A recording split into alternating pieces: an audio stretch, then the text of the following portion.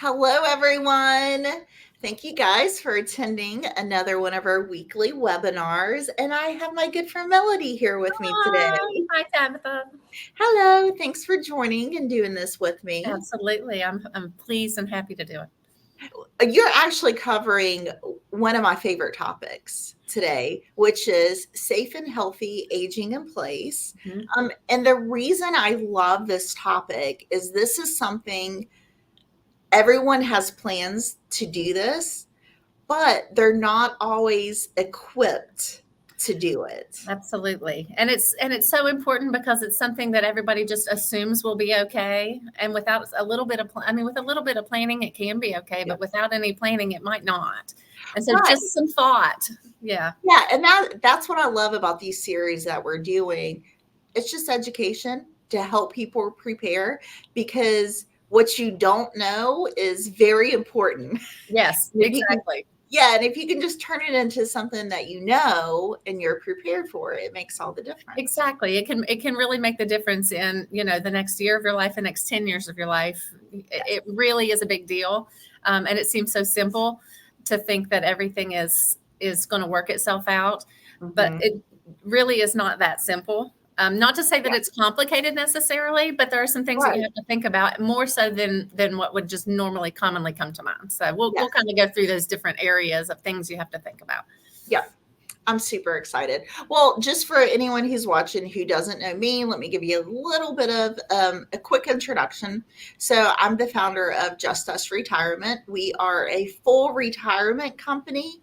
But we're what's considered a collaborative and education-based company. What that means is we don't pretend that we know everything. We're very aware that there's a lot of stuff that we don't know. So we reach out to other experts like Melody and other companies, and we allow them to do what they specialize in so that we can do what we specialize in. And overall, the people that we work with get the best of all the worlds.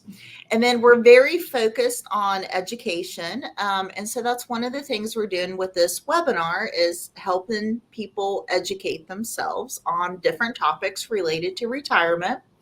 I'm also the founder of Bringing Back the Village, which is an umbrella organization.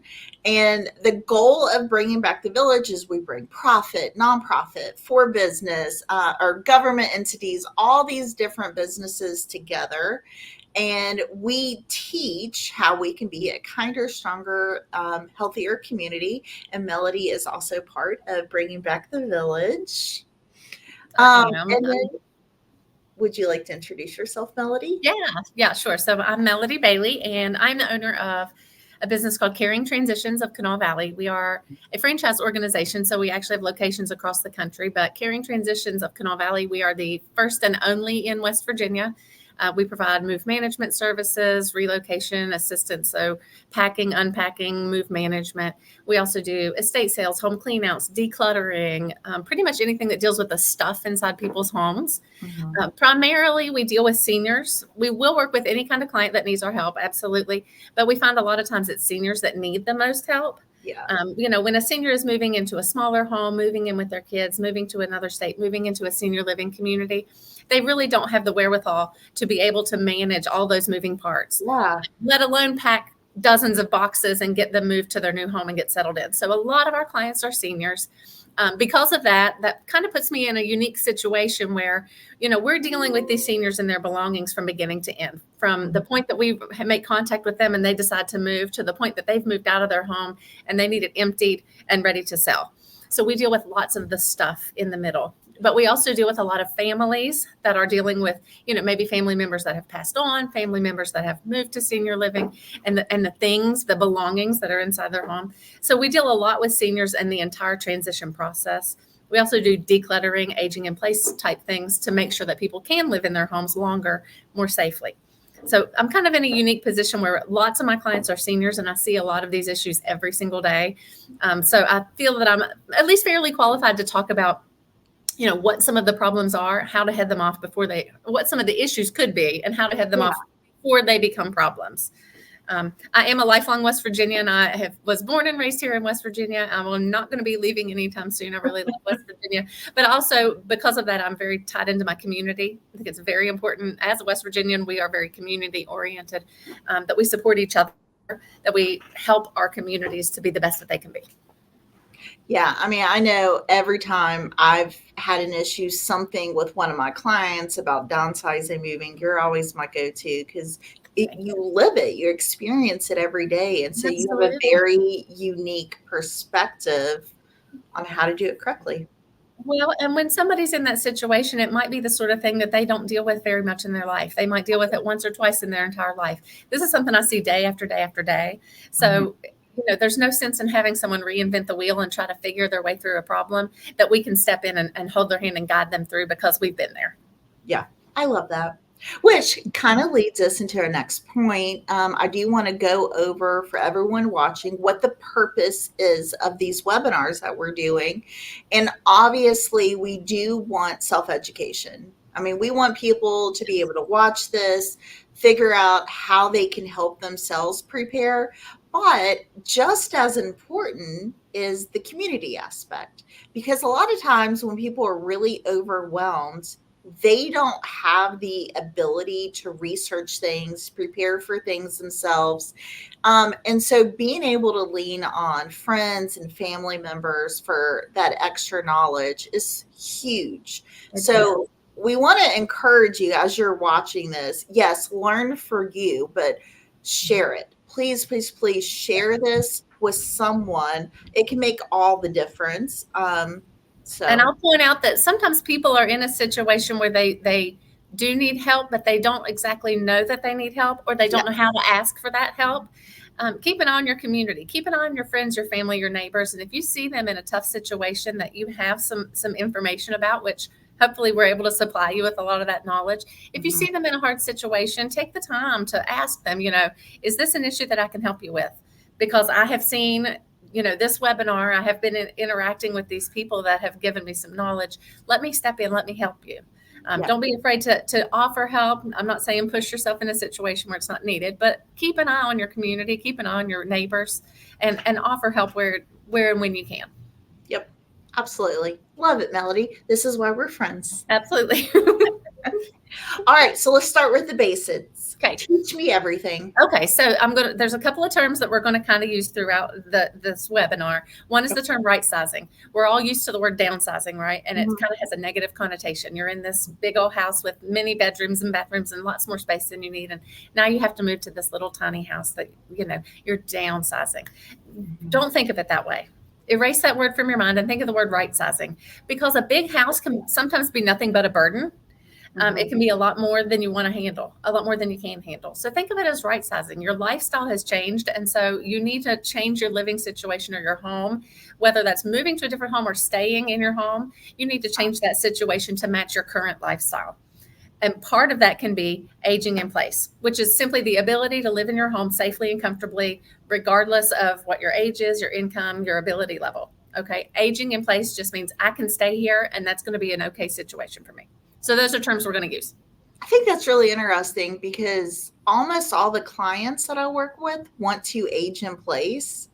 But now that I think about it, they're not right sizing. Their house is often too big, so that's really interesting way. It really can be an issue. I'm trying to look up because I have some notes here that say, I want to say it's about 68% of people. Actually, and I think that's on our next slide. Okay. If you want to flip to the next slide real quick. Yeah. So AARP has done a study. 86% of adults want to age in place. They don't want to leave their home. And there's lots of reasons why that is. One, moving is uncomfortable, right? I mean, I'm packing to move right now. And I hate every step of it. See, I love the moving process. I actually just bought a house and I'm in the moving process myself. It's a lot and I love it. But even for me, it's a lot. For someone who's not excited about it, absolutely. Yeah. That's not something that the moving process can be overwhelming. But when you think about leaving your home, you're also leaving, sometimes your community, your church, even your grocery store, your local library, your neighbors. This is a place where you've been. Maybe it's a place where you've lived for many years, so there's memories attached to your home. Of course, people want to stay in their home. And there's also some misguided notions about, if I leave my house and move to a senior living community, I'm going to lose a lot of my independence. I'm going to be controlled. I'm going to be told what to do and bossed around. That's not necessarily true. But because those things are in people's mind, people do want to stay in their home. It is just the most comfortable place for them. The issue is, just because it's comfortable doesn't mean it's safe. Doesn't mean that it's okay. Yes. Right. So the thing is, you have to think about it beforehand, right? You don't want to wait until you get into a situation where maybe you've fallen and you end up in the hospital. Well, sure, you'd love to come back to your home when you're released from the hospital, but is your home ready for you to come back? Yeah. If you're in a wheelchair now or on a walker now, is your home a place that you're going to be able to navigate? There's lots of decisions to be made. And if you are incapacitated, that can make making those decisions a lot harder. You also have to consider kind of the mental and cognitive decline, which is common with many, many people as they get older. Not necessarily just patients with dementia, but just general cognitive decline makes it harder to make those decisions, makes it harder to upgrade your home, to make your home safer.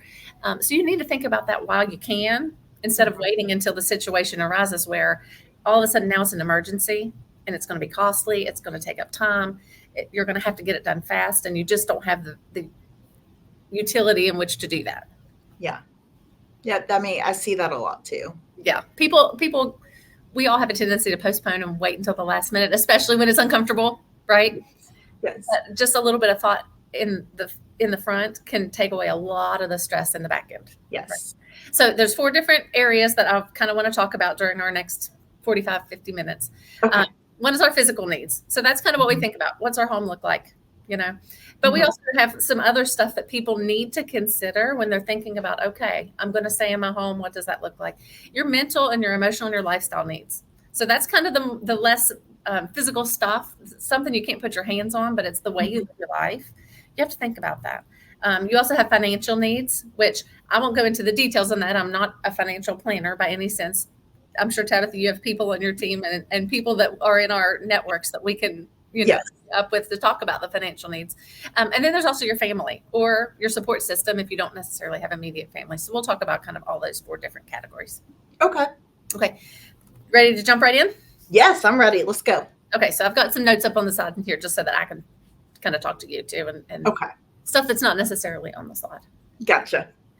Let me pull it up right here. So we're kind of talking about the physical needs. What does your house look like? What does your situation look like?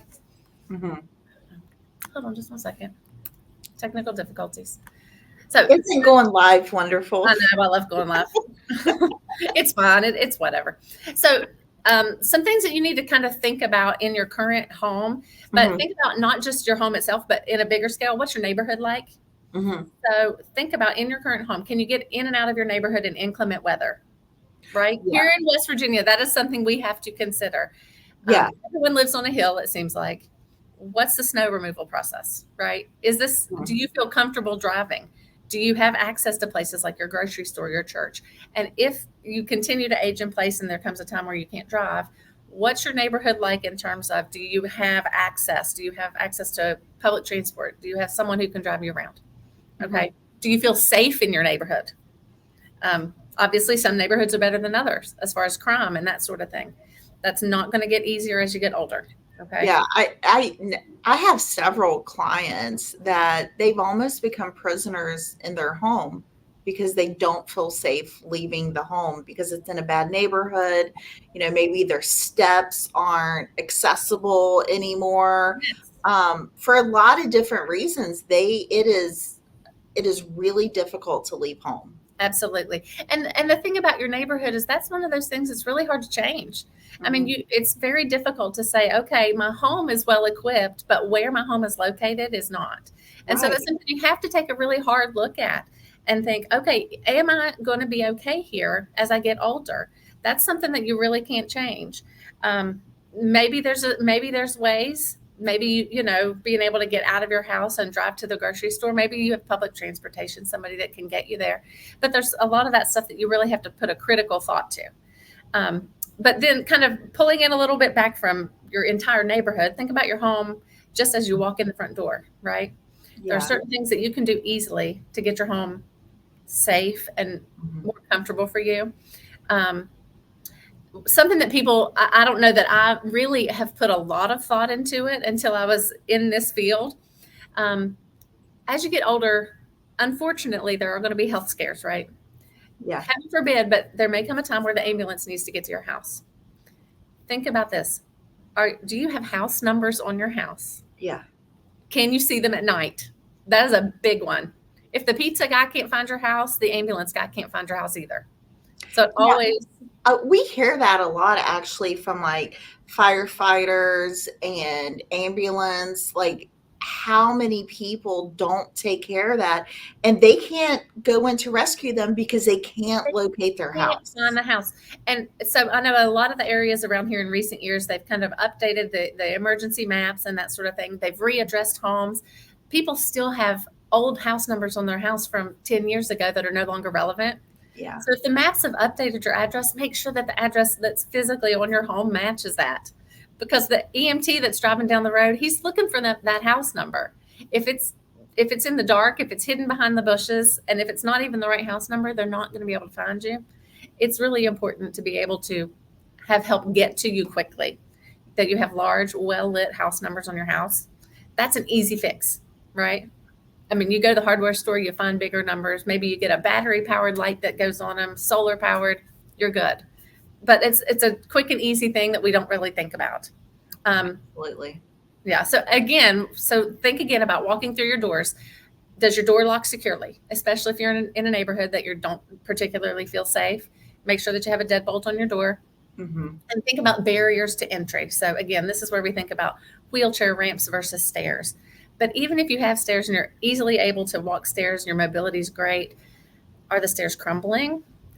Is there going to be snow and ice on the stairs? Mm-hmm. Do you have a way that you can salt the steps or somebody that's going to come and sweep the sidewalk so that you can get out to the car? Little stuff like that. Okay. And this is just stuff to kind of to think about. Not everything's going to apply to everybody, right? Right. But it's just things to consider. Think about in your main living space. So can you easily navigate your room? Again, this is where we get called in a lot of times because people just need to declutter. Think Mm-hmm. about this. A 3-foot space is kind of considered the standard for ADA or a handicap accessible home. If you ever come back into your home and you're on a walker or you're in a wheelchair, you're going to need 3 feet of space to navigate minimum. Yes. If you have tiny little pathways between the stuff that's in your floors, you need to clear that out, right? Yeah. Is your house well lit? You need lots of lighting. As you get older, your vision declines. That's just really common. Make sure you have lots of lights, lots of lamps, because you do not want to trip and fall in your house. That is a huge, huge, huge fear of mine. I see it all the time where people fall, trip and fall, break something, end up in the hospital. I hate it. I hate seeing that. No, and that's it. It's such a common thing. I mean, I hurt my foot last year, and I was in a boot for 2 months, and just being in a boot, like I had to rearrange stuff in my house because it was hard walking up and down the steps. So I Exactly. had to try to like move everything to one level to make it easier because I was afraid I was going to fall down the steps. Exactly. And the last thing you need is to be in a boot and fall and break something else. No, Because but that would be me. yeah, but I even hear about young people, heaven forbid that you break something and you're on crutches, even at a Yeah. younger age. All of a sudden now you can't carry anything. I mean, that sort of thing is going to become difficult. As you get older, if you're in a walker, it's really, really difficult to carry things. Um, I've seen clients, one of the very first clients that I worked with, and this has been 5 years ago, and it's still kind of imprinted on my mind. She lived in a 2-story home and had her laundry room in the basement. And I still picture her telling me she was moving out because the home was no longer functioning for her. She slept in the bedroom upstairs, Yeah. but she could not navigate stairs very well. So she would literally sit on each step and scoot down to the next step and scoot down to the next step until she made it to the main floor. That's kind of where she spent her days. But then when it was time for laundry, she had to go to the basement and Yeah. scoot down a step and carry a laundry basket and scoot down and carry a laundry basket. And it doesn't work. It Heartbreaking. is. It's terribly heartbreaking. And in her situation, she did not necessarily have the money or ability to move the laundry room, move the bedroom. Had she done that 10 years prior, she Yeah. probably could have remained in that home. So I'm going to say something kind of silly, but for anyone out there that's watching, what you're talking about right now, Melody, impacts me so much because I see it daily.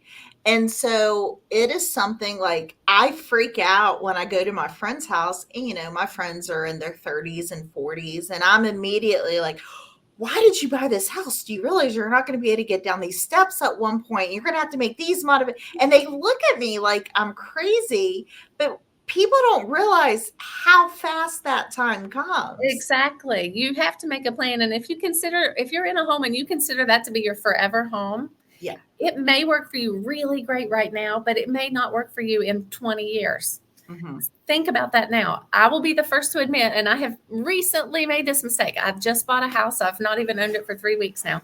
I bought a house and it's got a spiral staircase to get upstairs. Melody. It's very cool. I love it. It's so much character. I can't carry furniture upstairs, so that's a whole other issue.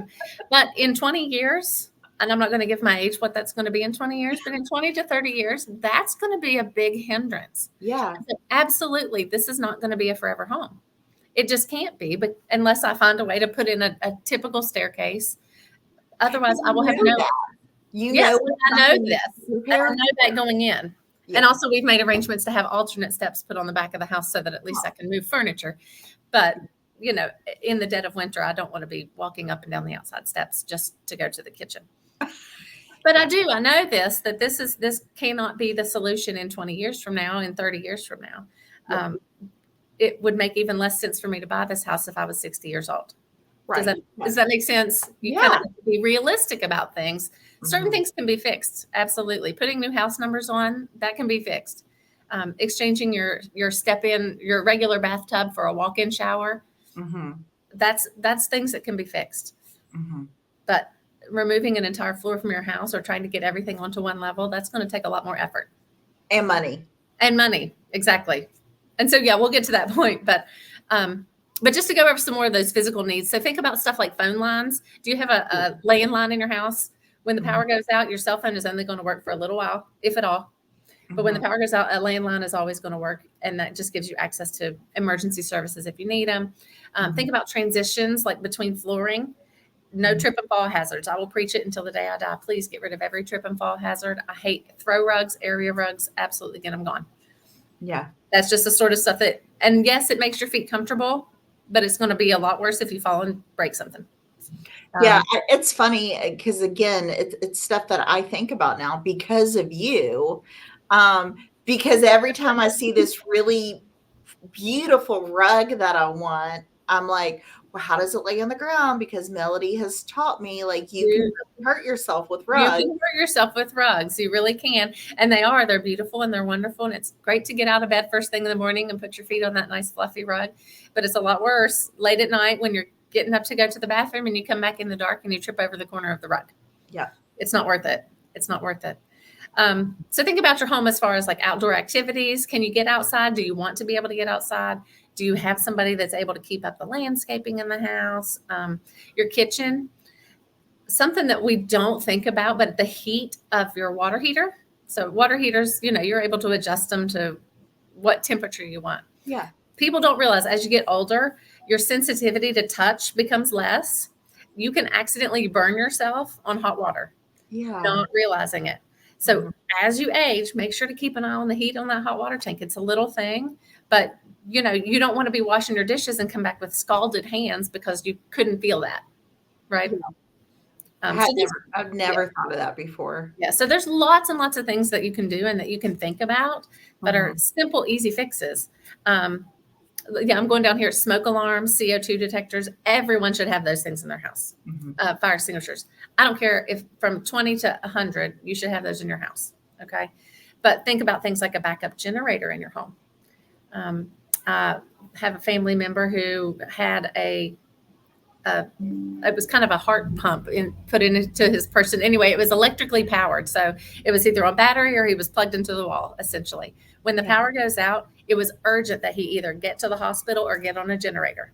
Wow. Right? Yeah. And so oxygen machines, you've got to have something to plug them into, or you're only going to be able to function on the oxygen tank for so long. little stuff that you can think about that you can implement now to make sure that your home's going to be okay for you in the future. Perfect. We'll skip through these next few slides pretty quickly, but there are certain ways. So if you're reaching out to maybe a contractor or some kind of home repair company to upgrade your home, there are certain terms that they will use. One of those is accessible design. This is what we kind of think of as when we see in the hospital, right? A clinical setting. These are things like grab bars that are built into walls, knee space under cabinets, wheelchair ramps, that sort of thing. Again, they look kind of clinical. And if you put those in your home, just kind of expect that to be a clinical look. But also there's like a very specific governmental definition of what is ADA approved. That's what we think of when we say accessible design. I do think it's kind of interesting that we're kind of skipping over this slide, and yet this is really the only slide people seem to think about when it comes to aging in place. Absolutely, but there's just so much other stuff. Yeah, this is the one that comes to your mind and you think about, but there's just so much more to it, and that's why this slide, I don't feel like we have to stick around here very long, because this is the stuff that's pretty front of mind, I'll say. Yeah. That's really interesting. So there's just some examples of accessible design. It's really exactly what you think about when you think of someone that's getting older and setting their home up to work for them as they're older. The problem is a lot of us young people, I'll say, you and I, we don't like the look of this in our home, right? I don't know. I love the look of that bathtub because I love a good soaking bath. Well, there are some downsides to it, but absolutely a nice soaking tub sounds great at the end of the day. So then there's something called adaptable design, which is a little bit harder to come by, but this is setting up your home in such a way that as you age, as things change for you, your home's easily adaptable to meet that need. So if you'll flip over to the next slide, and it just gives a couple examples, but you'll see, say in this picture on the left, where it's a cabinet that slides up underneath your countertop. If there ever becomes a time where you're in a wheelchair and you need that knee space underneath your countertop, that cabinet easily rolls out of the way. And you can get rid of this. Yeah. So stuff like that can be easily switched. Shelves that are too tall, 10 years from now, you flip those shelves around and now they're long, so you can reach them without having to climb on a ladder or on a step stool. No fall hazards. So things that can be easily switched. And then there's universal design. This is it's a more common concept, but this is essentially ADA design that doesn't look ADA. There's nothing clinical about it. You may not ever notice that it's in somebody's home. Things like doorknobs being levers instead of handles, because as arthritis hits your hands and your hands are not quite as able to grasp, it's much easier to pull down on a lever than it is to grasp a knob. You never think about it, but something like that can make all the difference in being able to open a door in your home. Non-slip flooring, wide doorways. Who doesn't want wide doorways? And to think about that when you can makes it that much easier if you get older and you need that extra navigation space. Entrances that are step-free. Here's a little fun fact about me. I find it so fascinating to drive by and look for houses that have step-free entrances that don't look like they are ADA. So it's pretty common. You'll be driving down the street and you'll see a house and someone's added a wheelchair ramp so that they can roll right into the front door. One of my little secret hobbies is to drive around and look for houses where you can roll right in the front door, but there's no visible ramp. I've never even considered that before. Keep your eye out, and it's pretty rare to see, but there's a few places that I can name right off the top of my head where it's like, do you see that house? You could get right into that in a wheelchair, and it doesn't even look ADA. And so that's something that they probably built the house around? They probably built the house around that, exactly. And it can be done in such a way that it's not necessarily an eyesore, that it's just a natural flow of the house. To me, that's just one of those little fun facts that I like to point out. ADA houses that don't look ADA. I love that. Absolutely love that. Yeah. So here's some examples of that universal design, which again is levered knobs. But think about, they have dishwashers that are in a drawer so that you can access it differently from the side, or a refrigerator from a drawer. Anyone can use that. Anyone can use a spice rack that pulls down. In fact, it makes life easier for you and me, even though we don't need it. But this keeps someone who's older from having to climb on a step stool. That, I've stayed in vacation homes that have dishwashers and refrigerators like that. I just thought it was like a fancy way of doing it. I didn't realize it does. It looks fancy, but things like that can make it much easier for somebody who can't necessarily reach the top of the refrigerator. There's just, it looks fancy, and it's not something you'd ever consider to be, I'm doing this for safety's sake. Yeah, I would have never known that was the reason. Huh. That is really interesting. Fun facts. That's why I'm here, is to just share some information with you that you wouldn't have thought about necessarily. So I'm skipping down through here so I can be on the same page as you. Okay. So here's the thing to think about, though. We've looked at a lot of different ways to make your home senior friendly and work better for you as you age in place. Yeah. Some of these things are simple DIY projects, but really think about, are you capable of doing it right? Because if you can't do the job right, there's a lot of times that doing the job wrong can be more harm than good. I think about people who put non-slip treads maybe on their steps so that they can walk up and down. Well, if a year from now those non-slip treads are peeling and coming up, now you've made your problem worse, right? So there are certain things that are simple to do yourself, very cost effective, but there are a lot of things. So that's a lot of the things on this list here, lowering the temperature on your hot water tank, limiting your bath mats. If you have to have a bath mat. You are a rug hater. I am a rug hater. But I understand getting out of the shower, it's nice to have a rug, but you can use non-slip tape it down. Okay. Right? Or after you finish using your bath, this is the simplest. After you finish using your bath rug, pick it up and hang it. Get it out of the floor, because it does not need to be there any other time of the day. It's pretty. I don't care if it's pretty. It doesn't matter if it's pretty. If it's unsafe, it's got to go. Yes, ma'am. Yeah. So those are some things that you can do by yourself, right? But there are certain things, and if you'll flip, there's certain things that you absolutely want to hire the professionals to do. You do not want to build your own handicap ramp. Right. Aside from the fact that, structurally you need it to be sound, but you need it to be at a certain pitch. If it's too steep, you're not going to be able to use it anyway. If it's too steep, you're just going to slide down the ramp. It's that sort of thing. Handrails might sound like a simple little thing, but you really need them to be structurally sound, because you're going to be putting a lot of body weight on that if you fall. So it's certain things that you really need to think, I can't do this myself. I need to hire the professionals. Right? Yeah. So that's that list right there. Okay. Okay. So are you ready to jump away from the physical stuff? I'm ready. Kind of thought about. This is the other stuff that people don't think about when they're thinking, okay, I want to stay in my house. And these are huge ones. Absolutely. Yeah. I think at least as important as the physical stuff. Right. Yeah. So that's why I have this big disclaimer on the screen. Remember, this isn't your parents' retirement. So people think about, my parents got old and they embroidered, and he went out and piddled in the garage and did some woodworking and that sort of thing. Retirement's different nowadays, right? Think about, you're going to need some help in your house. What's it going to look like for you? Okay. It doesn't mean that it's going to have to be exactly the way that somebody else would do it. Do you have people that can help you? Do you plan to ever have a caregiver? If you ever plan to have a caregiver, is there a place for them to be in your home? Can you afford a caregiver? What do you exactly want in your retirement, right? Yeah. People think they want peace and quiet because the stress of work has drained them, and they think, I just need peace and quiet. But also, peace and quiet can lead to isolation, loneliness, depression.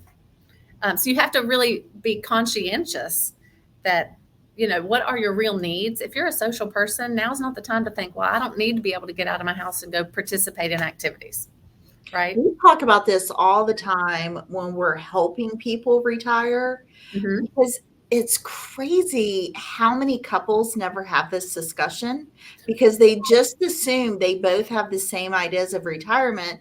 Whereas, like, maybe the guy's idea of retirement is, I'm going to go away into the woods every weekend and be alone.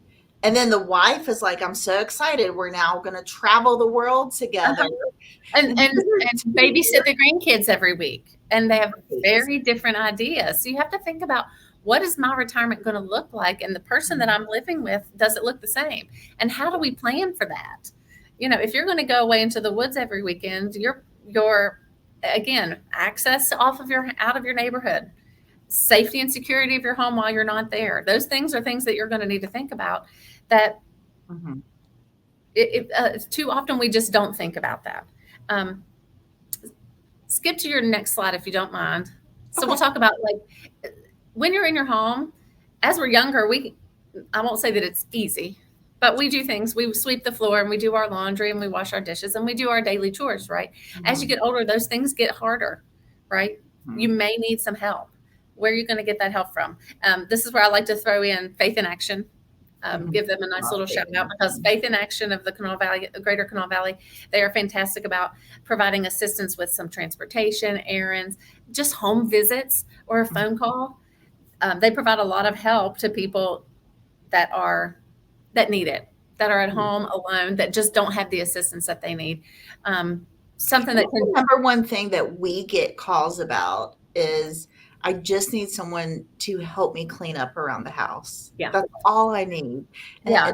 It's not a big project. It's not and it doesn't have to be a big thing. And I'm not saying Faith in Action is going to become your personal housekeeper. That's not what they exist for. But sometimes you just need help. You need help hanging your new shower curtain.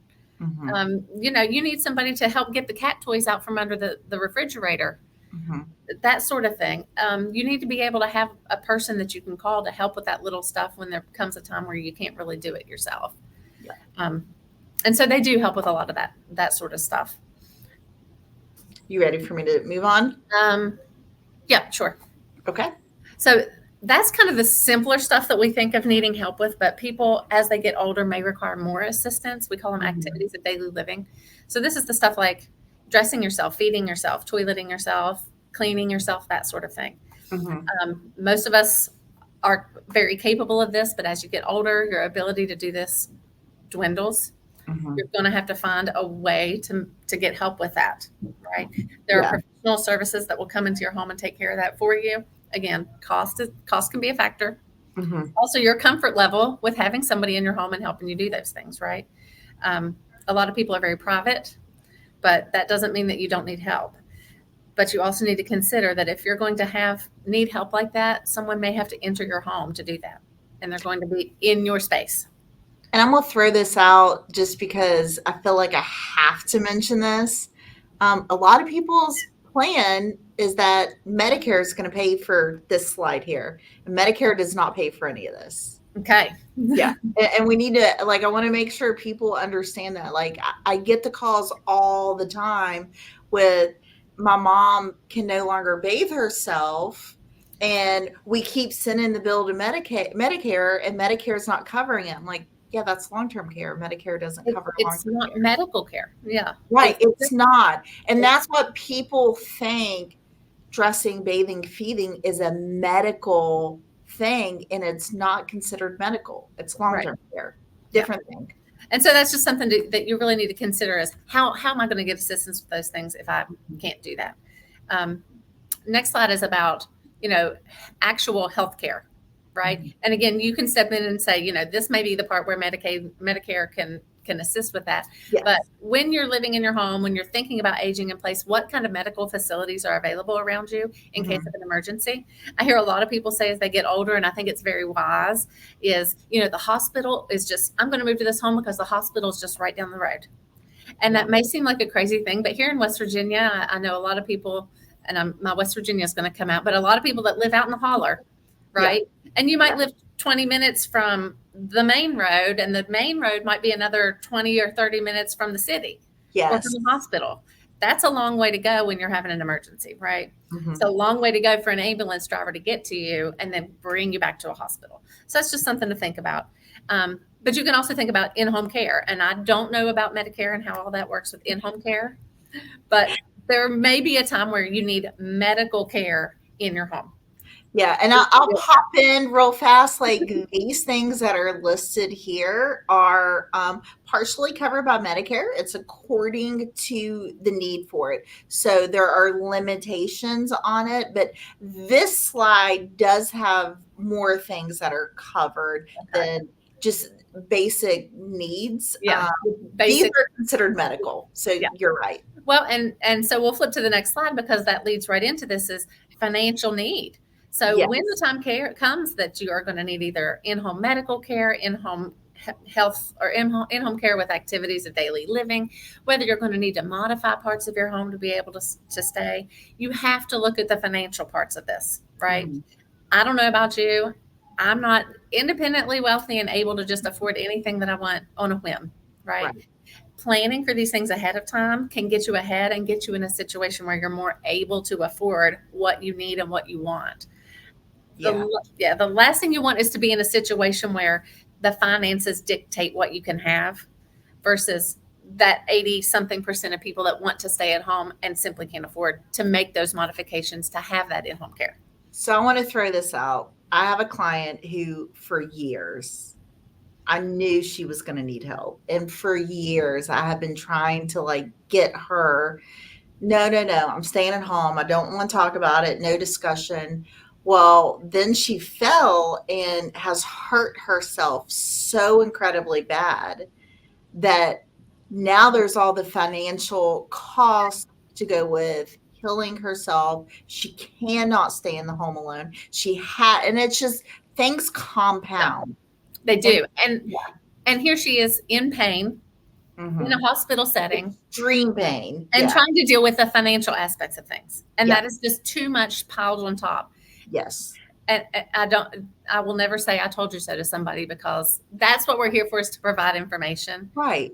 I wish that she had been able to make those decisions and plan earlier, so that not everything would be on her all at once. That doesn't mean that she wouldn't have hurt herself. It may still have happened. Right. She would have been in a better situation to be able to deal with a lot of the issues that come along with it. Even staying in your home and modifying it to be age appropriate, modifying it to be safe. That's not cheap either. I mean, when we're talking about things like building a wheelchair ramp, even things like adding grab bars and all of that, it does cost money. And you have to find a contractor. Absolutely. Well, you do have to find a contractor. These things are not cheap. Is it more or less expensive than finding a senior community to live in where they take care of a lot of those needs for you? There's some give and take in this, and you really have to set your own priorities and say, how important is it to me to stay in my home versus what do my finances dictate that I really should do? That may mean that you take your big 3-bedroom and 3-bathroom home and maybe you sell it and move to something smaller. That doesn't mean that you're living in a senior community somewhere and you still have your independence, but maybe you're in a smaller place that doesn't require the kind of yard work and doesn't require the kind of housework, and the utility bills are smaller, that sort of thing.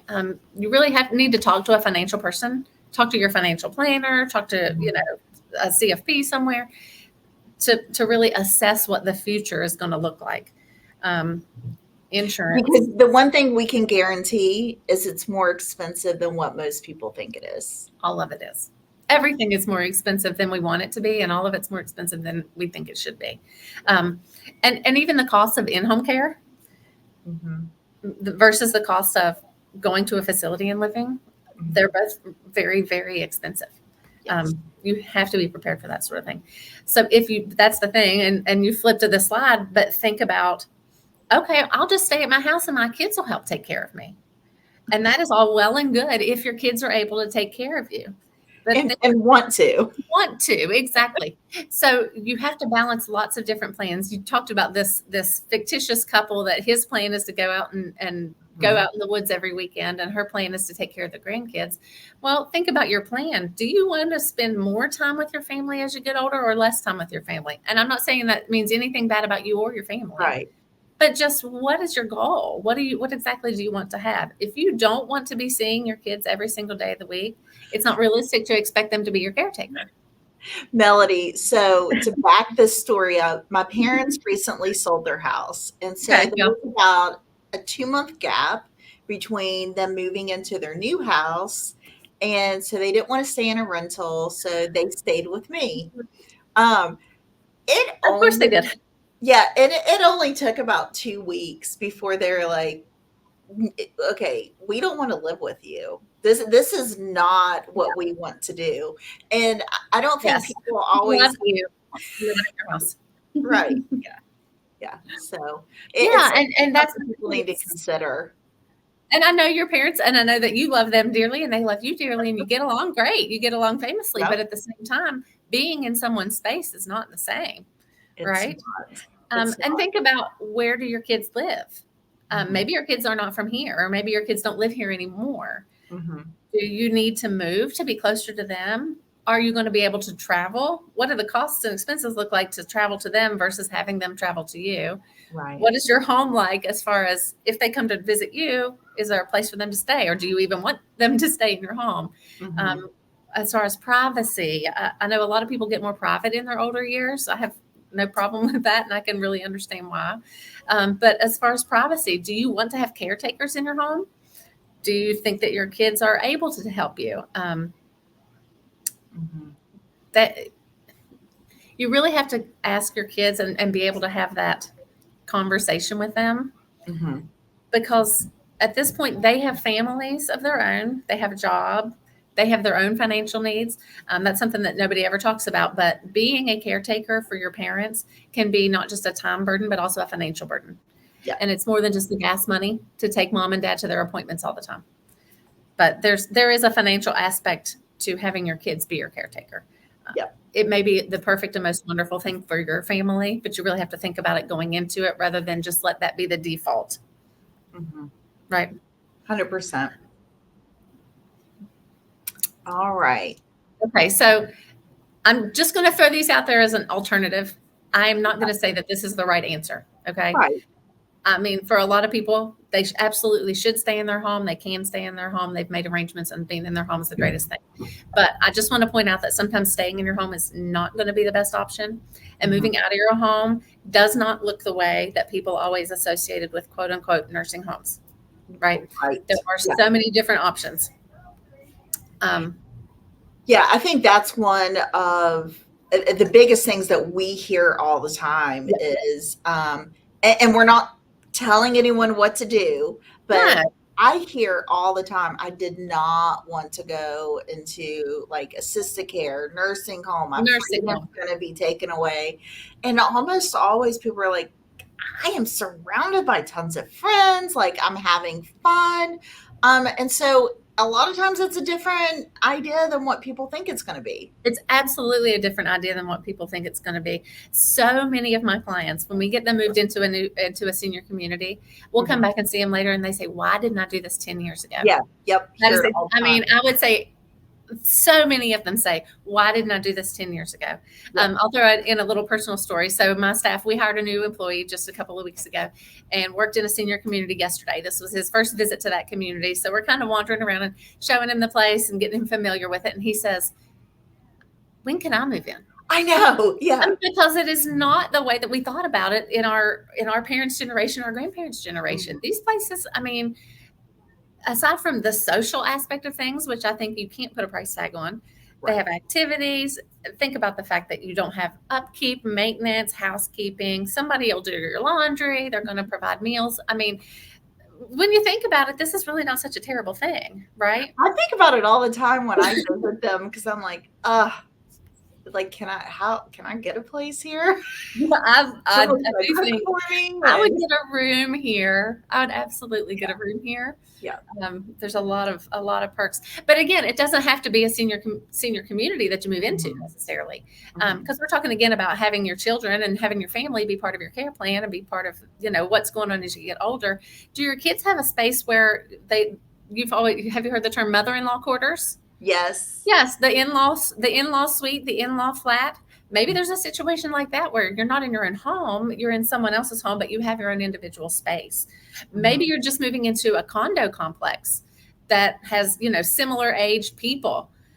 That really gets rid of a lot of the house care, like the home maintenance, and you don't have to worry about your roof and your gutters and your lawn anymore. There's lots of different options that are not necessarily a senior community, but there's lots of other ways. Maybe you have lost your spouse and you have a friend that's lost their spouse. There's no reason that you can't have a roommate at 70 or 80 or 90 years old. You have to think outside the box a little bit because, I mean, what we always thought of is you either stay at home or you're going to go live in a nursing home. And that's just not the truth. There are just so many other options and ways that you can live into your older age. And maybe that is in your own house. And yeah, I know a lot of like female friends or like they're creating their bachelor pads again. And it's older men or older women living together because they can help each other. They can, exactly. And whether that's as neighbors or as roommates or something like that. But you really have to look at it from a very positive standpoint. And you have to be conscientious about that. You have to put your mind to, let's make this a positive experience. Yes, it's change. Yes, it's transition. That doesn't necessarily mean that it's bad. It can be an adventure. And I see so many people that say, I don't want to take most of this stuff with me because my new life is not going to be like this. It's going to be different. It's going to be fun. I'm going to travel. I'm going to do all my hobbies that I didn't have time for before. They really, embrace what the next step is. There are actually realtors who specialize in senior housing. Yeah. So there are realtors who can go out and help you find homes that will work with you as you age. The designation is SRES, a senior real estate specialist. There are specific realtors who are certified to help people find homes as they get older that work for them. So there's lots of different options out there. Love it. Yep. Oh, and this is kind of what we already went over. Yeah, we've kind of talked through we got ahead of ourselves. Okay. But we did talk about a lot of that. Okay, there we go. Yeah, and I think the last slide that I have on here, or maybe close to the last slide, is about downsizing. There we go. This is just super important. And again, it goes back to whether you're staying in your home and you just have too much stuff and you're not able to access it all and you're not able to get through your home, or if you're moving to a new home. A lot of times you are going to just need to downsize. You've got to get rid of some stuff. We go through our lives with this mindset of accumulating, from the time that we're children until we're in our middle age. We're growing up so that we can get a job, so that we can have the things that we want to make us comfortable. The problem is if we continue to do that, we're going to continue to accumulate. There's got to be a shift in that line where you're accumulating to a point, and then you have to start decumulating, or it's going to overwhelm you and overtake you. So it's okay to ask for help. It's okay to, generally, I would say, start small, start with less emotional things. Start in your bathroom. I'm not sentimentally attached to one single thing in my bathroom, so that would be a great place for me to start my decluttering, and that way you build momentum that you can start, letting go of the things that are holding you back. That gives you more space for the good stuff. Yeah. Do you know, Melody, I have a really good friend who every move I make, and he's doing it right now, he goes through my stuff before I pack, and he's like, "This is stupid. Why are you keeping this? We're throwing this away." Absolutely. Yeah, and like the first couple times he did it, I was so angry. I was like, I could need that piece of paper at some point 20 years from now. Good. And I haven't missed any of it. Exactly.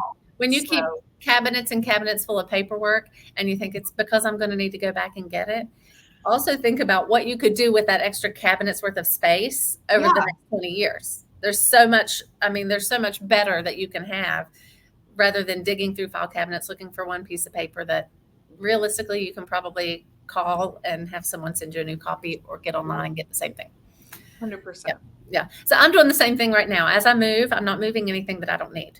And I'm decluttering. I won't say ruthlessly, because that's just me. I'm not the minimalist, but you don't have to be a minimalist to declutter and get rid of some of the stuff that we all have stuff that we just don't need.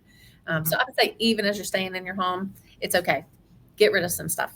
Make it safer for you, easier for you in your house. All right. And then packing and moving.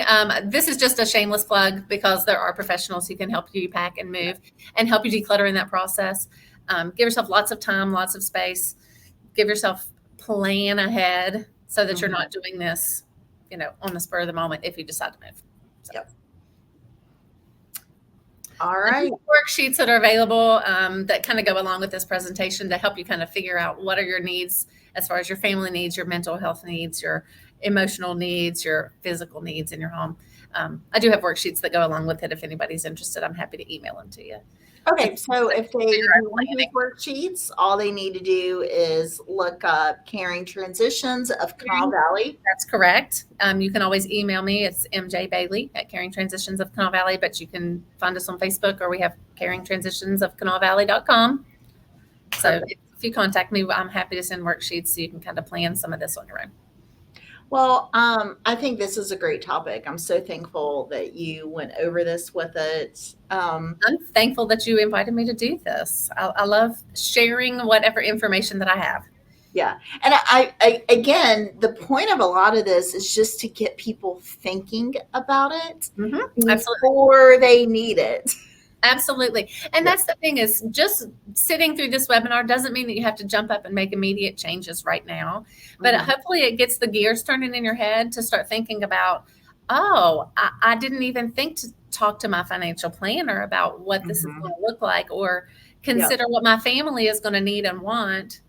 It just gets your gears turning to realize that there's more to it, and that if you're not planning, then you're kind of, what's the phrase? If you don't if you don't fail to plan, do you know what I'm saying? Yes.